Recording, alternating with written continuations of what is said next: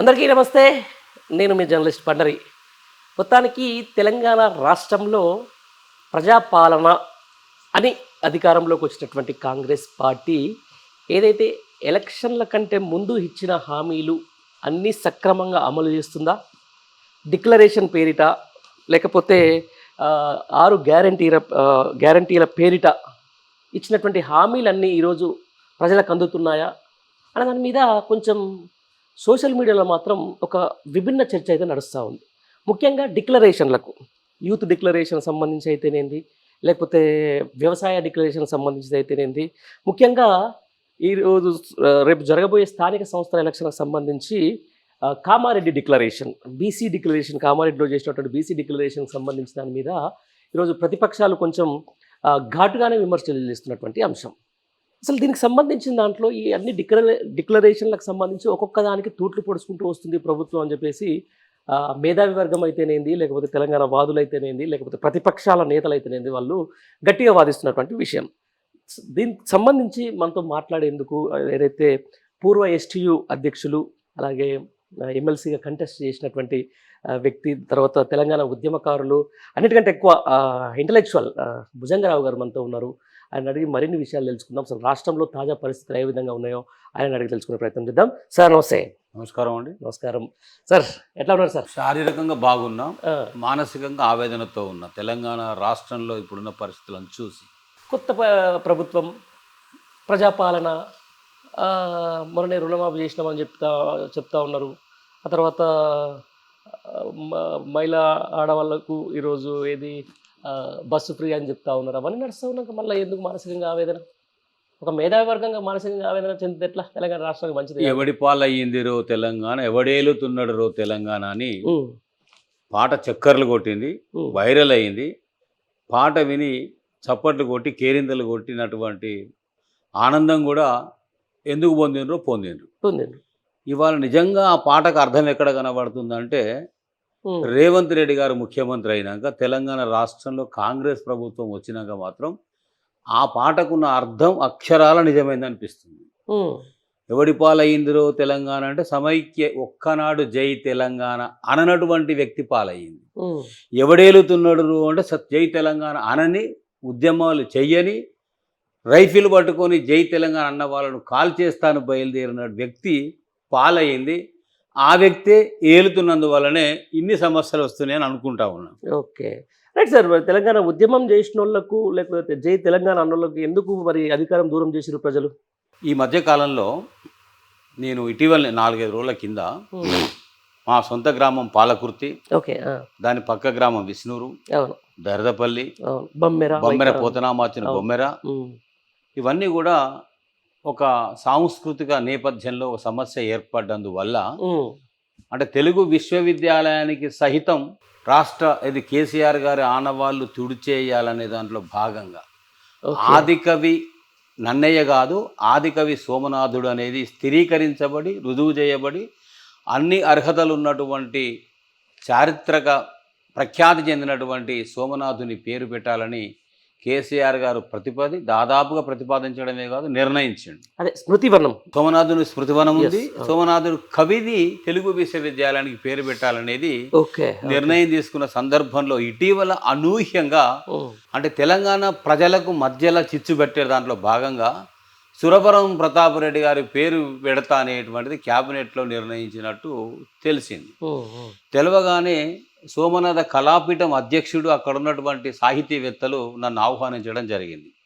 అక్కడికి వెళ్ళిన తర్వాత సోమనాథుడి కళాపీఠము, సోమనాథుడి స్మృతివనము, అక్కడ వల్మిడి రామాలయము, కేసీఆర్ గారు టీఆర్ఎస్ ప్రభుత్వం ఉన్నప్పుడు చేసిన అభివృద్ధి పనులు కొన్ని చూస్తూ అక్కడక్కడ గ్రామాల్లో కొందరితో నేను మాట్లాడడం జరిగింది.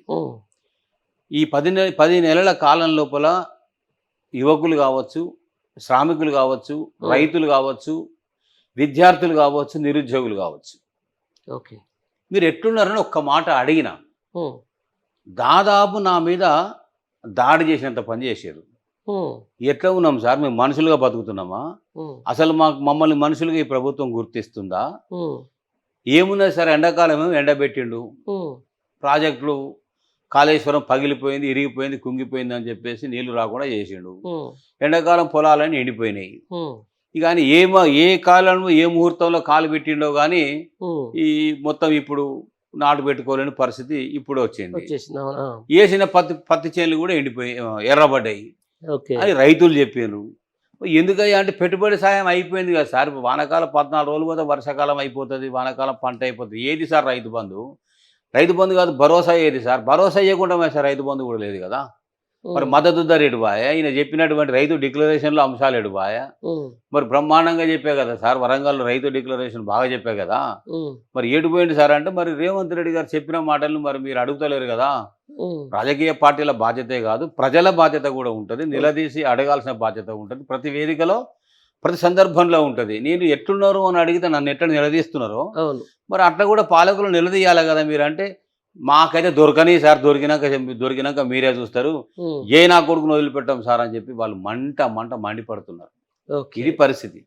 పోనీ నిరుద్యోగులు రోడ్ల మీదకి వచ్చిర్రండి. నిరుద్యోగులకు ఉద్యోగ అవకాశాలు లేవు, నిధులు నీళ్లు నియామకాల పేరుతో తెలంగాణ రాష్ట్రం ఏర్పడ్డది. మరి గత ముఖ్యమంత్రి కేసీఆర్ గారు అమలు చేయలేదు, నిరుద్యోగులకు కావలసిన ఉద్యోగ అవకాశాలు కల్పించలేదు, వక్రీకరించి చెప్పిన మాట ఇంటికో ఉద్యోగం అని అన్నాడు. మరి ఎక్కడ ఇచ్చారు సార్, ఎవరికి ఇచ్చిరని ఆనాడు గగ్గోలు పెట్టి బాగా ఇది చేశారు. మరి నిరుద్యోగులతో అనేక సభలు పెట్టి ఒక ఎత్తున లేపి వాళ్ళలో ఒక రకమైనటువంటి విద్వేషం రగిల్చి వాళ్ళ మనోభావాలు రెచ్చగొట్టి ముందుకు తీసుకుపోయిన దాంట్లో కోదండరామ్ గారు లేరా? ఆయన ఆధ్వర్యంలో ఈ ఉద్యమాలను జరగలేదా? ఆకునూరి మురళి గారు లేరా? ఆయన ఆధ్వర్యంలో జరగలేదా?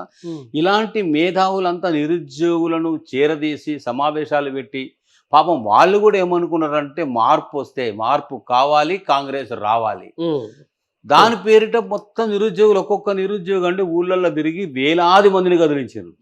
నేను నా కళ్ళతో చూసిన. ఎందుకు ఓటేయాలి, ఓటేస్తే వాళ్ళ పిల్లలకు ఉద్యోగాలు ఎట్లా వస్తాయి, ఎట్లా బాగుపడతాయని చెప్పితే తల్లిదండ్రులు కూడా నమ్మారు, రైతులు వాళ్ళే బాగుపడతారని వాళ్ళు నమ్మారు. ఇట్లా అన్ని రకాలుగా నమ్మి మోసపోయినటువంటి వాళ్ళే కనబడ్డారు. ఇలా నిరుద్యోగులు రోడ్ల మీదకి వచ్చి కొట్లాడితే పోరాడితే మా ఉద్యోగాలు మాకు రావాలి, ఇది అన్యాయం జరుగుతూ ఉంది కాబట్టి ఇట్లా చెయ్యండి అని అడిగితే ఉద్యోగాలు ఇవ్వకపోగా అడిగినోడు అన్నం పెట్టకుండా, పాలకుడు అన్నం పెట్టకుండా, దగ్గరికి పిలిచి చెప్పకుండా నువ్వు గద్దెనెక్కడానికి సహకరించినటువంటి మెజారిటీ సంఖ్య ఉన్నటువంటి గ్రాడ్యుయేట్స్ పీజీలు చదివినటువంటి నిరుద్యోగులను లాఠీలు చేతబట్టి పోలీసులను రెచ్చగొట్టి వీపులు పగలగొట్టించిన కదా రేవంత్ రెడ్డి గారు. ఇది ఎట్లా న్యాయము ఎట్లా ధర్మమో మరి ముఖ్యమంత్రి గారే అర్థం చేసుకోవాల్సిన అవసరం ఉంది. నిరుద్యోగులను కదిలిస్తే కడుపు మంట వాళ్ళ దగ్గర ఉంది, రైతులను కదిలిస్తే కడుపు మంట వీళ్ళ దగ్గర ఉంది, సాహితీవేత్తలను కదిలిస్తే ఉన్న సోమనాథం తీసుకుపోయి గంగపాలు చేస్తున్నాడు సార్ అని వాళ్ళు మండుతున్నారు.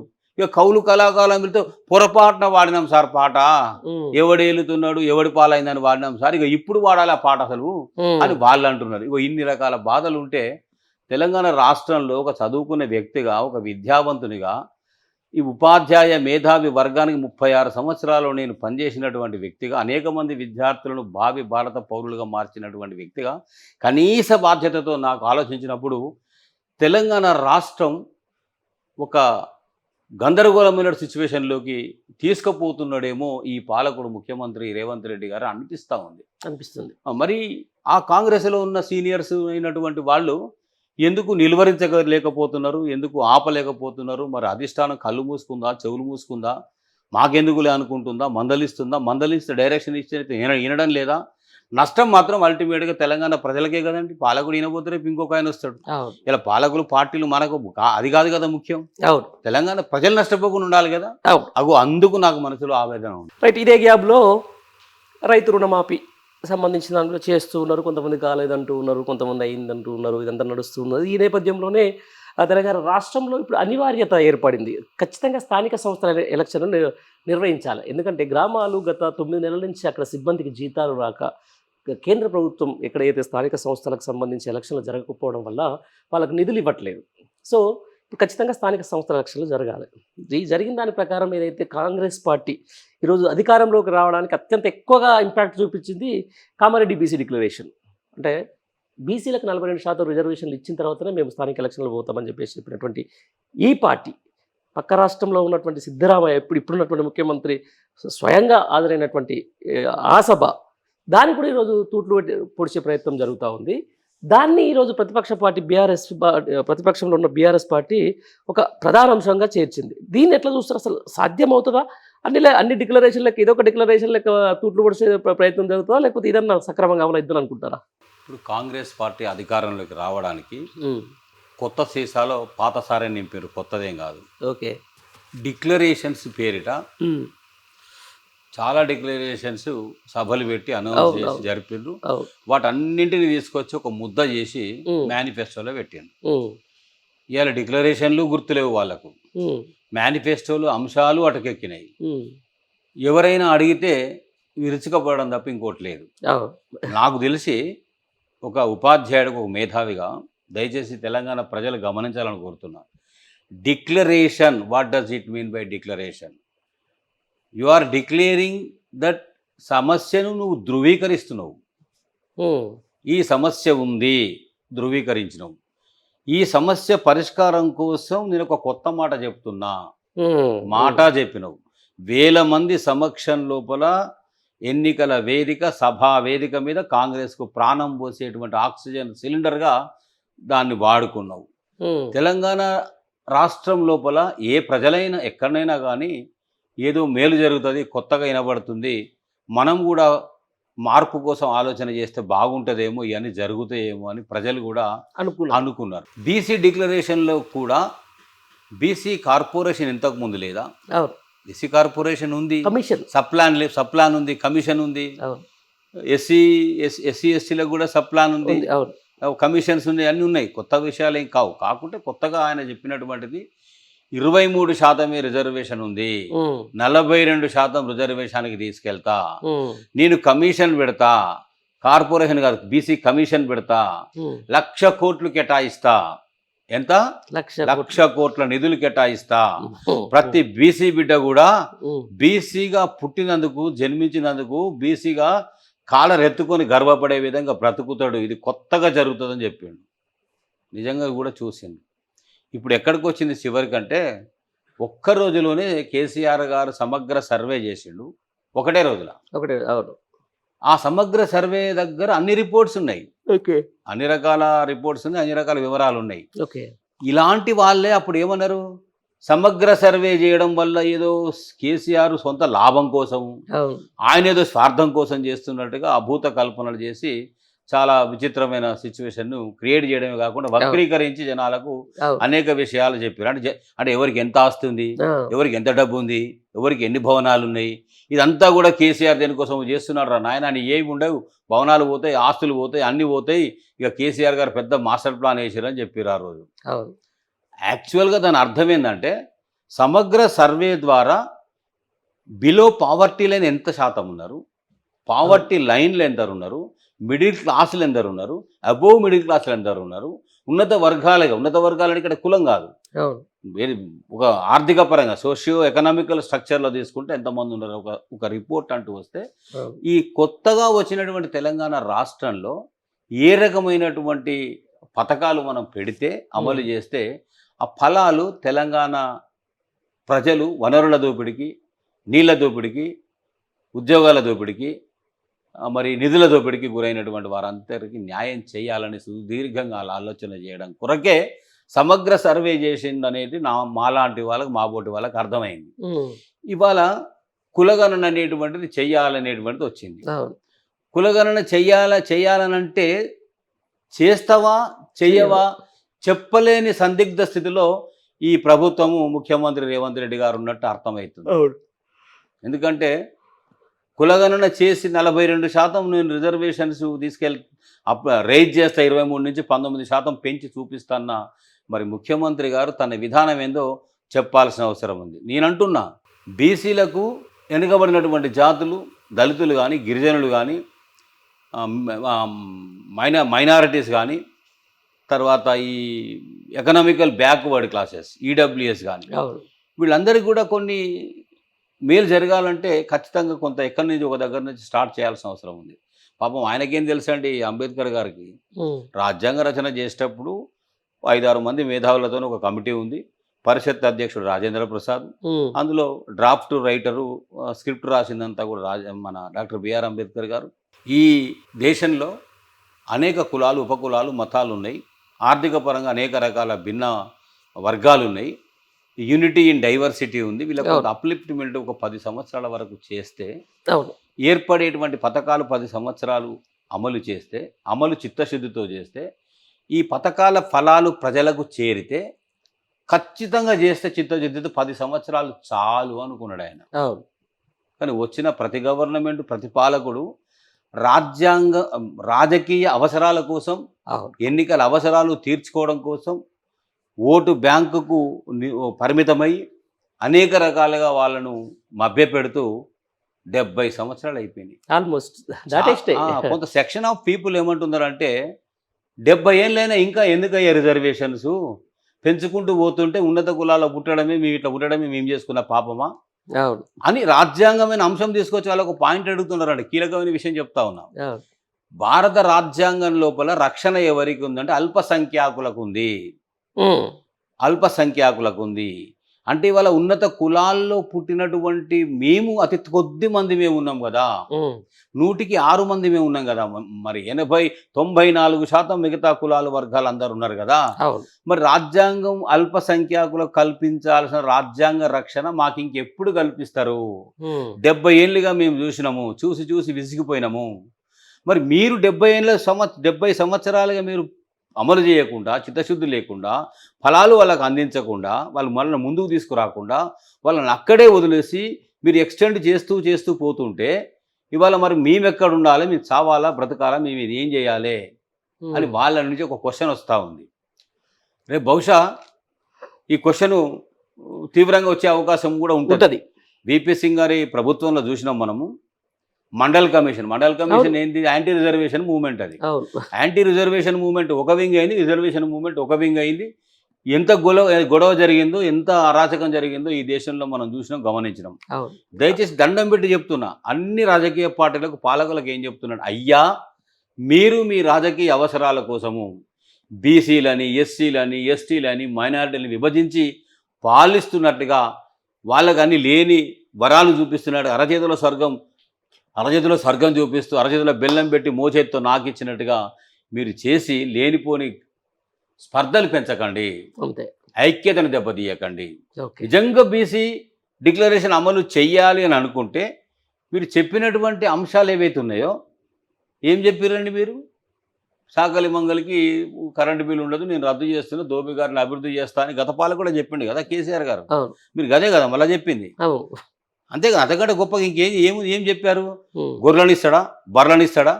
చదువుకోకుండా చేస్తున్నాడు, మనం గొర్రెల బర్రెలంది కాసి బతకాలనా, మనకు చదువు రానక్కర్లేదా? కుట్రబంతున్నాడు కేసీఆర్ అన్నారు. ఇవాళ ఇదే ముఖ్యమంత్రి రేవంత్ రెడ్డి గారు, కాంగ్రెస్ ప్రభుత్వం ఏం చెప్తున్నది? 2వ విడత గొర్రెల పంపకం కోసం నిధులు ఇస్తాము, దగ్గర ఉండి పంపకం చేపిస్తాము, బ్రహ్మాండంగా చేపిస్తాము అంటున్నారు. మరి అది గొర్రెలను మంచడం కాదా? మత్స్యకారులు ఎప్పుడు చేపలు పట్టుకుని బతుకుతాడు పోయి, మీరేమైనా ఏం ఆలోచన చేస్తున్నారు అన్నారు. ఇలా చేపల పంపిణీకి నిధులు పెంచుతాము, బ్రహ్మాండంగా చేపలు పెంచి మీకు జీవన అవకాశాలు వస్తాయని అంటున్నారు. అంటే రెచ్చగొట్టేదానికి అంశాలను వాడుకున్నారు అప్పుడు తప్ప. ఇప్పటికైనా ప్రజలేం గమనించాలంటే కేసీఆర్ గారు చేసినటువంటి పథకాలు, కొన్ని పనులు ఇలా వెనుకబడ్డటువంటి వృత్తుల మీద ఆధారపడి బతుకుతున్న వాళ్ళకు కరెక్టే చేసిండనేది ఇప్పటికైనా కూడా గ్రహించాల్సిన అవసరం ఉంది. ఓకే, దాంతోపాటు సార్ ఇప్పుడు రీసెంట్గా మనం చూస్తూ ఉన్నాం హైడ్రా కూల్చివేతలకు సంబంధించి, దాని తర్వాత మాట్లాడుకుందాం. రీసెంట్గా అసలు కాంగ్రెస్ అంటేనే కాంగ్రెస్ అనేది పేపర్లో చదువుతూ ఉంటాం. యాజ్ అ జర్నలిస్ట్గా మేము ఆ మాట అనకూడదు కాబట్టి చాలా వరకు వస్తూ ఉంటాయి. ఆ తర్వాత ఒక్కొక్క స్కామ్, అంతకంటే ముందు ఇక్కడ డిస్పెన్సరీకి సంబంధించిన కొత్త మద్యం బ్రాండ్లు ఒక స్కామ్ అని చెప్పేసి, లేకపోతే అక్కడ సివిల్ సప్లైలో ఒక స్కామ్ అని చెప్పేసి, రీసెంట్గా డైరెక్ట్ ఎవరైతే ఇప్పుడు ఉన్నటువంటి ముఖ్యమంత్రి గారికి సంబంధించిన బావమరిది ఆయన కంపెనీకి అదే అమృత్ స్కామ్ అని చెప్పేసి BRS party working president KTR గారు బయట పెట్టిన సందర్భాన్ని చూస్తున్నాం. అసలు అదేం సార్, ఆ స్కీమ్ ఏంటి, ఆ స్కామ్ ఏంటి, అసలు అది స్కామా లేకపోతే దాంట్లో ఎంత చేతులు మారినా ఏం కదా అది? నేను సూటిగా చెప్పదలుచుకున్నానండి. 100 కోట్ల కుంభకోణం మద్యపానం పాలసీలా ఏదో జరిగింది, చేతులు మారినాయి, కొంపలు మునిగి దేశమంతా గగ్గోలు పెట్టి అల్ల కల్లోలు చేసి, అబాసు పాలు చేసి, నవ్వుల పాలు చేసి, ఒక మహిళను కూడా చూడకుండా తీసుకెళ్ళి మీరు తిహార్ జైల్లో 5 నెలల కాలం ఉంచిర్రే. చివరికి ఇది ఒక్క రూపాయన చేతులు మాన రుజువు అయిందంటే రుజువు కాలేదు. సుప్రీంకోర్టు చివాట్లు పెట్టి మందలించి ఏది సిబిఐని ఆ సంబంధిత ఇన్వెస్టిగేషన్ విభాగాలను మందలించి సుప్రీంకోర్టు జోక్యం చేసుకుంటే తప్ప బెయిల్ రాలేదు. అవును. చట్టసభలో రేవంత్ రెడ్డి గారు ఏమన్నారండి, చెల్లె తీహార్ జైల్లో ఉంటే అన్న అసెంబ్లీలో ఉన్నాడు అన్నాడు. డైరెక్ట్గా నేను అడుగుతా ఉన్నా, మీరు ఓటుకు నోటు కేసులో ఓపెన్గా మీరు పట్టుబడ్డారు కదా, మీరు జైలుకు పోయినారు కదా, నా బిడ్డ ఎంగేజ్మెంట్ ఉంది, పెళ్ళి ఉంది, కానీ ఇంత రాక్షసంగా నన్ను లోపలికి పంపించారు, చాలా మానసిక వేదనను అనుభవించిన అని చెప్పారు. రేవంత్ రెడ్డి గారు, గౌరవ ముఖ్యమంత్రి గారు, మీ ఫీలింగ్స్ మీకే ఉండవండి, మనుషులందరికీ కూడా ఫీలింగ్స్ ఉంటాయి. ఇవాళ అనేక మందిని జైలు పాలు చేస్తున్నారు, మాట్లాడే జర్నలిస్టులను వెంటబడుతున్నారు, జైలుకు తోలుతున్నారు, ప్రశ్నించే ఉద్యమకారులను జైల్లో తోలుతున్నారు. ఎక్కడ ఎవరికేమి మాట్లాడే స్వేచ్ఛ లేదు. అలా ఇప్పుడు 19 రాజ్యాంగం ఆర్టికల్ 19A ప్రకారం మాట్లాడే వాక్ స్వాతంత్రం స్వేచ్ఛ ఉంది. ఇవాళ స్వేచ్ఛ ఉందో లేదో ప్రజలు గమనిస్తూ ఉన్నారు. నేను ఏమంటున్నా, తప్పు ఎవరు చేసినా తప్పే. నిజంగానే ఆధారాలతో ఉన్నటువంటి దానిపైన నాకు ఈ అమృత స్కీమ్కు 8,888 కోట్లను ఇలాంటి తప్పు చెయ్యలేదు, నేను పారదర్శకమైన వ్యక్తిని, నేను ఆనిముత్యాన్ని నేను అన్నాడు కదా, అయ్యా ఆనిముత్యం కొడుక శుద్ధపూస అనేది ఒక డైలాగులు కొట్టారు కదా, స్వాతిముత్యం అన్నారు కదా. నిజంగానే మీరు ఆనిముత్యం అనుకుంటే, మీ బావమరిది స్వాతిముత్యం అనుకుంటే, మీరు ఆనిముత్యం స్వాతిముత్యం ఎప్పుడు మీరు రుజువు చేసుకోగలుగుతారండి? ఈ స్కీముకు నాకు సంబంధం లేదని రుజువు చేసుకోవాలి కదా. ఎంక్వైరీకి అదే ఆదేశించండి. పారదర్శకంగా రిటైర్డ్ చేస్తూ అన్నిటి మీద కమిషన్లు వేస్తున్నారు కదా, మరి ఎవరితో చేపిస్తారో, సిట్టింగ్ జడ్జితో చేపిస్తారా, రిటైర్డ్ జడ్జితో చేపిస్తారా, లేదా ఇంకా గొప్పతనం ఇంకా బయటికి రావాలంటే సిబిఐ ఎంక్వైరీని ఆదేశించండి, తీసుకురండి, మీరు వచ్చి ఎంక్వైరీ చేయండి, నేనే వచ్చి మీకు అన్ని వివరాలు అందిస్తాను. మీరు ఎందుకు అనరండి? మీరేమో తప్పు చేసినట్టుగా ఇక్కడ ఇక మా సీనియర్ కాంగ్రెస్ నాయకులకు చేతులెత్తి మొక్కాలి. ఈయన చూసినట్టే, ఈయన విన్నట్టే, ఆయనకు తెలిసినట్టే ఇక్కడ ఏం జరగలే, ఏం లేదంటాడు. ఎట్లా చెప్తున్నారండి మీరు?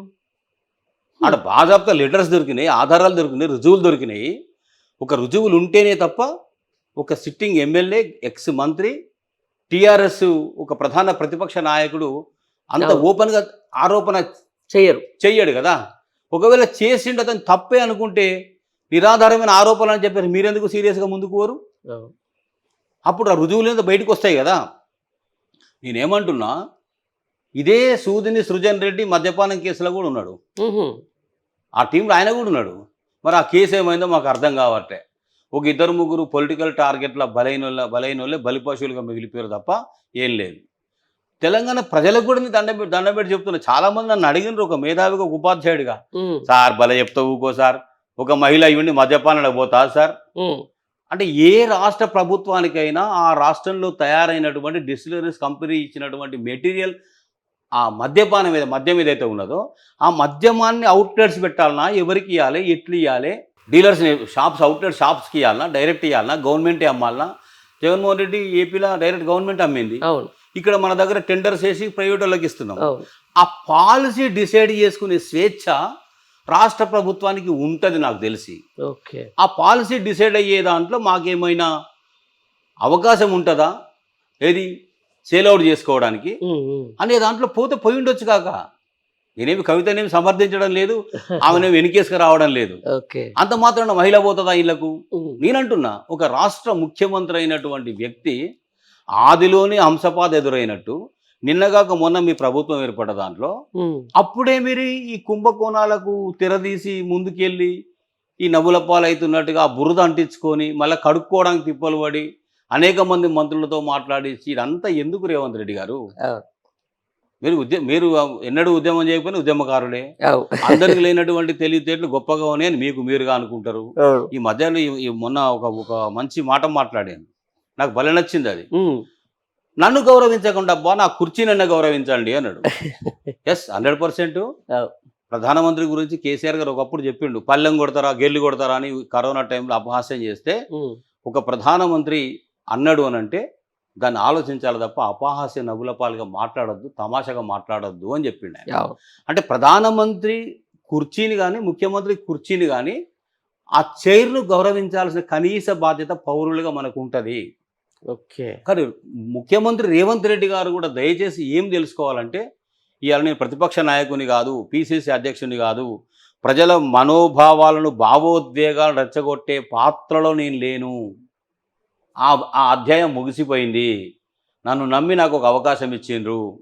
కాంగ్రెస్ వాళ్ళు కూడా మీరు అన్నారు, ఎన్నో అన్నారు, హోంగార్డుకు ఐపీఎస్కు కంపారిజన్ చేసి మాట్లాడారు. నిన్న మొన్న వచ్చిన హోంగార్డ్ 30 ఏళ్ళు పని చెప్తాడా లెక్క, ఐపీఎస్ నిన్న మొన్న వచ్చినాడు ఇట్లా ఉంటాడా, నేను ఐపీఎస్ను పలానాలు హోంగార్డ్ అని ఎవరిని గురించి ఉద్దేశించి అన్నారు.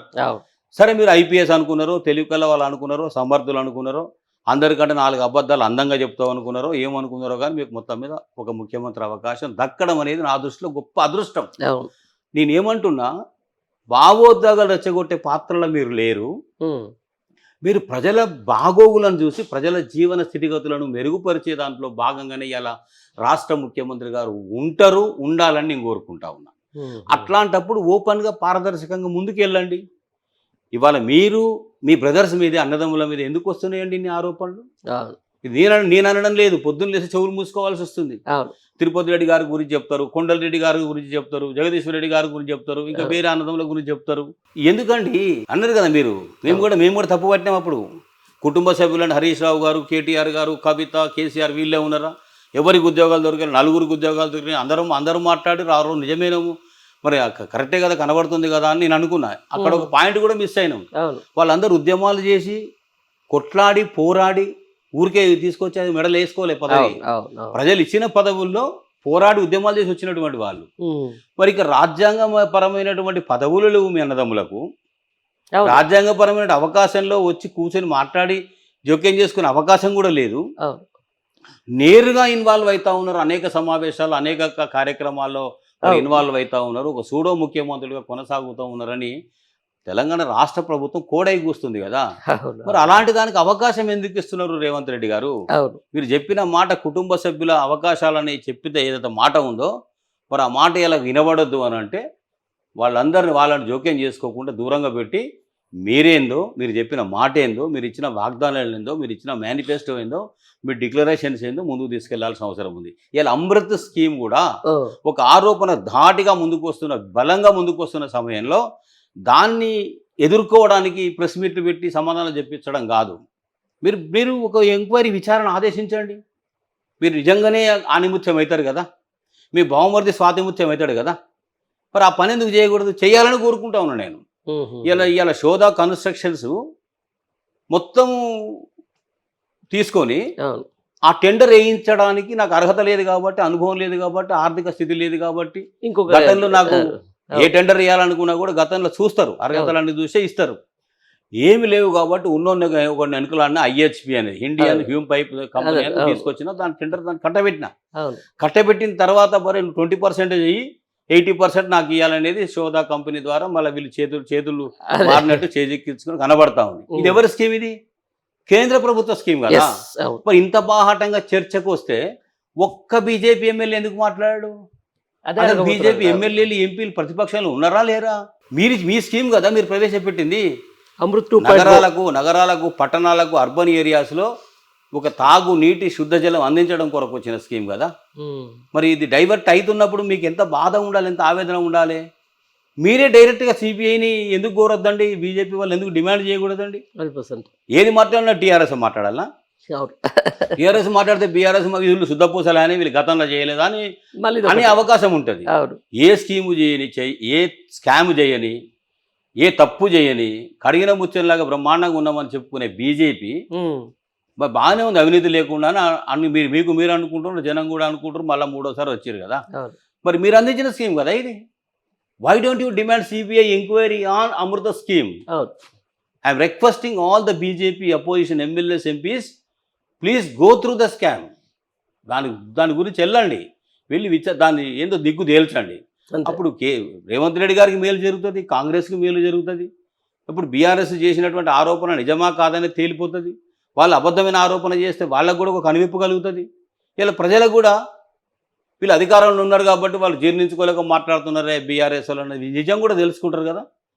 లేదా దోషిగా నిలబడితే కాంగ్రెస్ ప్రభుత్వం, రేవంత్ రెడ్డి గారు వీళ్ళుగా అందరికంటే మించినటువంటి తప్పులు చేసేవాళ్ళు మనం ఏదో కర్మ కొద్ది పట్టం కట్టినామని కూడా ప్రజలు అనుకుంటారు కదా. అనుకునే పరిస్థితి అయితే ఇప్పుడు వస్తున్నాయి, అంతే కదా. చూస్తున్నాం సార్. దాంతోపాటు ఓవైపు సుప్రీంకోర్టు బుల్డోజర్ రావద్దు, సామాన్యుని ఇల్లు కూల్చొద్దని చెప్పేసి తీర్పులు ఇస్తూ ఉంది. మరోవైపు సెలవు దినాలు మామూలుగా ఎట్లా ఉంటుందంటే హైడ్రా ఒక 2 రోజులు పని పెట్టుకున్నట్టు శనివారం ఆదివారం డైరెక్ట్గా బుల్డోజర్లు వేస్తున్నాయి. మామూలు వీక్ డేస్లో అట్లా ఉంటున్నాయి.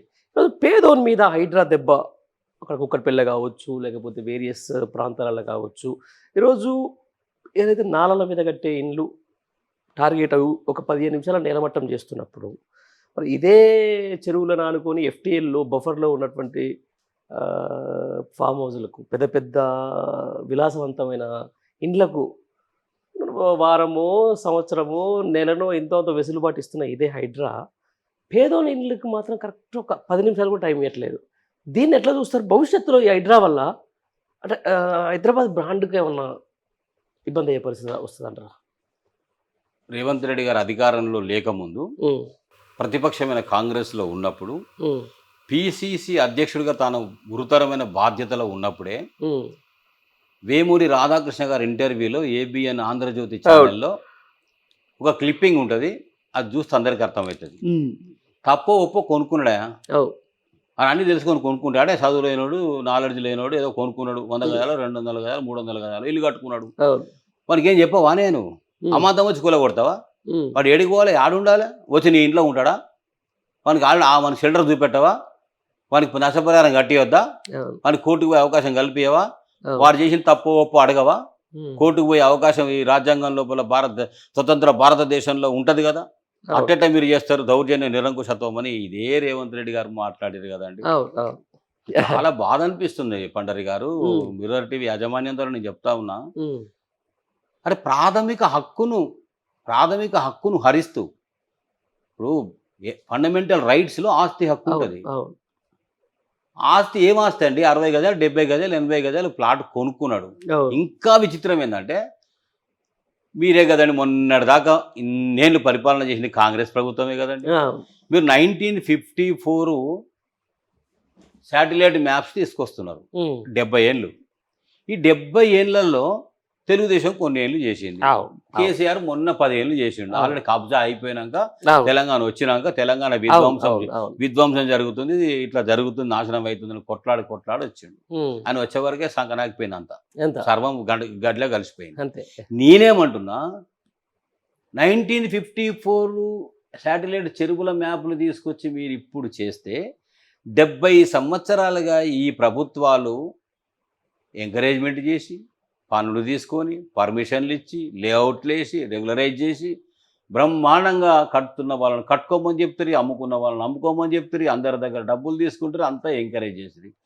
కాంగ్రెస్ వాళ్ళకి కూడా తెలియదు బహుశా ఇప్పుడు ఏం చేసినా ఏం మాట్లాడదానా అని అనుకుని వాళ్ళు సైలెంట్గా ఉన్నారేమో అనిపిస్తుంది. చేయని తప్పుల మీద తప్పులు చేయని ఎట్లాగూ మనకి ఇవన్నీ కలిసి వస్తాయి, మనం చెప్పే కాడ చెప్తాం, పెట్టే కాడ పక్కకు పెడతారు. చేయని ఎన్ని తప్పులు చేస్తే అంత మంచిది.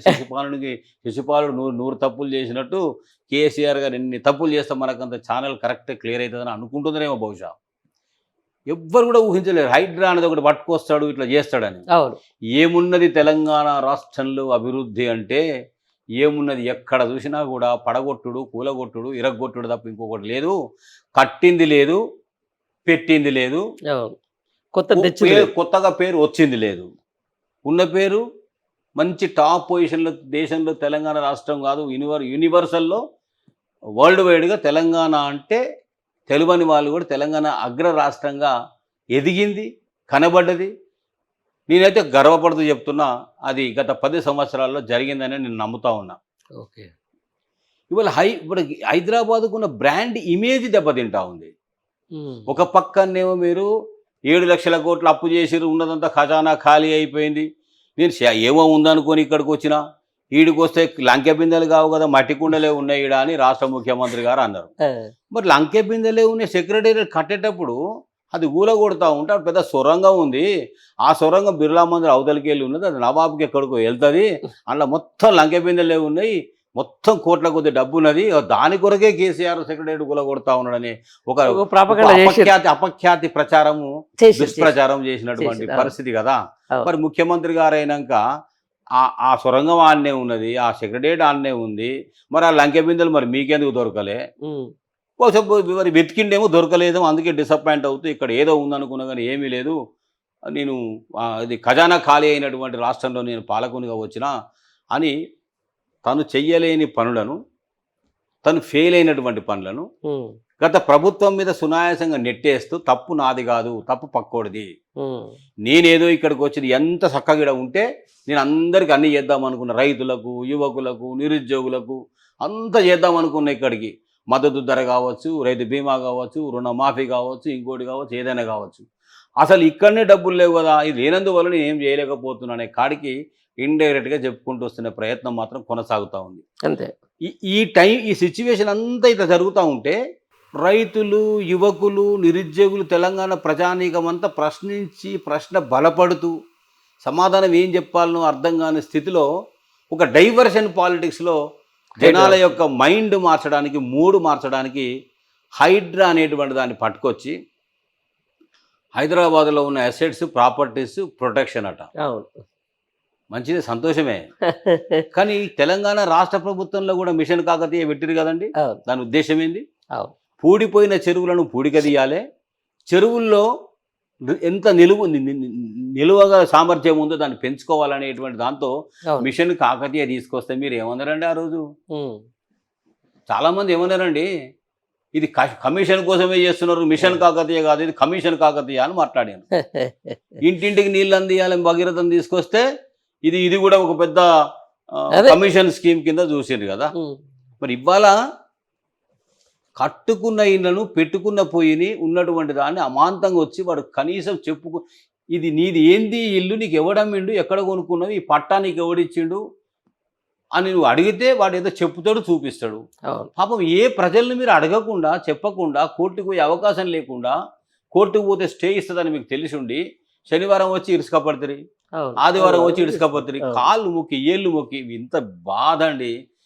ఒక గుడ్డి పిల్లలు, అంధ కుటుంబాలు 75-76 కుటుంబాలు మహబూబ్ నగర్లో 60-70 గజాల ఇల్లు గులగొడితే ముసురు, వర్షం, వాళ్ళు ఎక్కడ ఉండాలని అర్థం కాదు, ఏడు తల రాసుకోవాలని అర్థం కాదు, నేను వెళ్ళేదాన్ని పక్షుల్లాగా విలవిల్లాడిండండి. అంత ఘోరం. చిన్న పిల్లలు మొన్న ఇక్కడ జరిగినటువంటి, హైదరాబాద్లో జరిగినటువంటి కూల్చివేతల్లో నా బుక్స్ తెచ్చుకుంటా, నా కాపీలు తెచ్చుకుంటా, నాకు అవకాశం ఇయ్యరు అని అంటే పిల్లలను కూడా పోనీయలేదు కదా. ఆ పిల్లలు కూడా ఓపెన్గా బహిరంగంగా బయటకు వచ్చి మాట్లాడిండ్రు కదా, ఏడ్చిండ్రు కదా. మొన్న ఎవడో ఇల్లు కట్టిండు, షెడ్ వేసిండు, అది ఏ స్థలమో తెలియదానికి, అతను కిరాయికి తీసుకుంటూ ఒక గోదాం పెట్టిండు, గోదాంలో ₹1 కోట్ల సరుకు పెట్టిండు. ఆ సరుకు అంతా నూడిపోయింది. నీకు కిరాయికి ఇస్తున్నా, అది ఏందో తెలియదు ఆయనకు, FTL ఏదో తెలియదు. దీన్ని స్టాక్ పెట్టుకున్న పోయి ఆయన ఇల్లు కూల్చే హక్కు నీకుంటే ఉండొచ్చు కాక, నా స్టాకును మొత్తం నాశనం చేసే హక్కు నీకు ఎవడిచ్చిండు?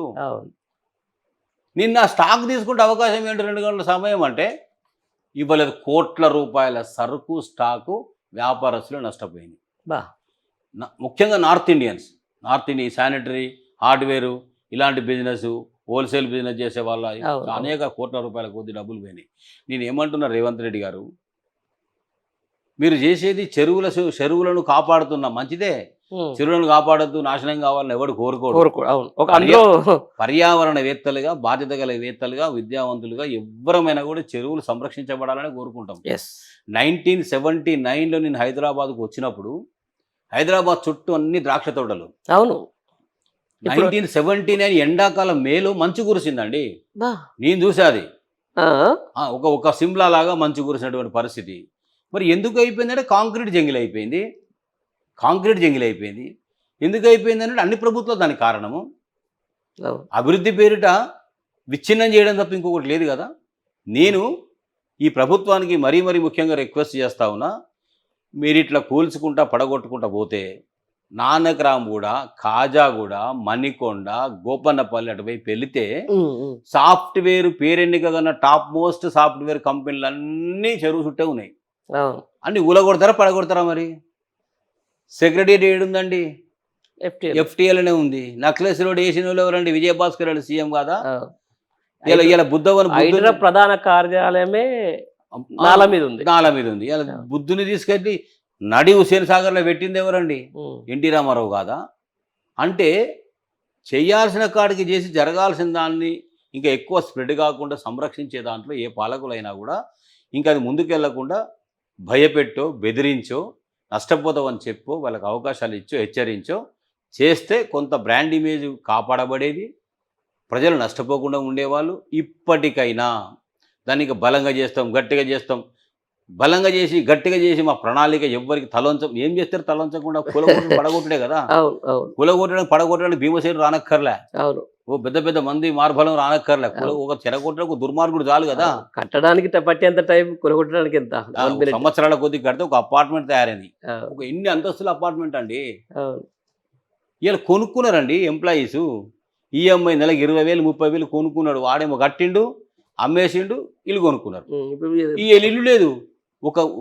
కొందరు మిత్రులు ఉన్నారు నాకు, గృహప్రవేశం అయ్యి వారం రోజులు కూడా కాలే, ఇల్లు పోయింది. ఎవరిని అడగాలి మరి? ఎక్కడికి వెళ్ళి వాళ్ళు డబ్బులు ఇప్పిస్తారు?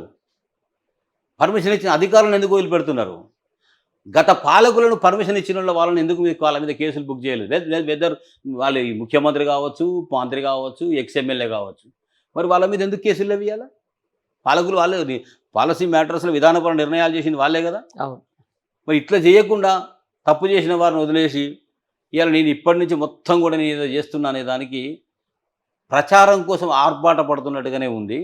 నాకు ఇంకొక అనుమానం కూడా వస్తుంది, అది నిర్భయంగా మీ చెప్పొచ్చు మిర్రర్ టీవీతో నేను పంచుకుంటా ఉన్నా.